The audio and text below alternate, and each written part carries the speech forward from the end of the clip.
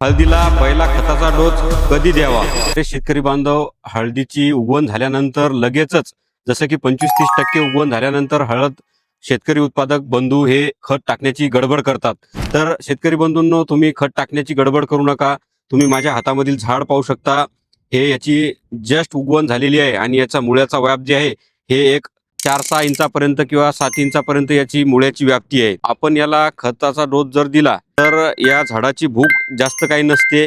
याला फक्त वाढीसाठी सुरुवातीच्या अवस्थेत चांगलं मुळा डेव्हलप होणं गरजेचं असते. तर तुम्ही खताची गडबड न करता आपल्या हळदीला तुम्ही लवकरात लवकर ठिबक आथरून घ्या व ठिबकद्वारे हुमिक ॲसिड, बुरशीनाशक व हुमणी अळीसाठी जे काही प्रोडक्ट्स येतात मार्केटमध्ये येऊ नये म्हणून त्यासाठी आपल्याला टाकणं गरजेचं आहे. हळदीचं झाड असेल किंवा आम्ही जे जे काढून पाहिलेलं आहे या झाडाचं तुम्ही पाहू शकता.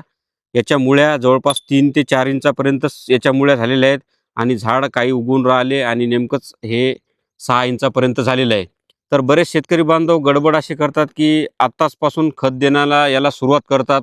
तर आता या शेतकरी बांधवांना सांगू इच्छितो की याचा मुळ्याचा व्याप जास्त झाला नाही आणि आपण जमिनीमध्ये खत दिल्यानंतर याला मुळ्या जर जास्त नसल्या तर ते अपटेकिंग त्याचं सुद्धा पाहिजे असं होत नाही आणि झाड लहान असल्यामुळं त्याची भूक सुद्धा कमी असते.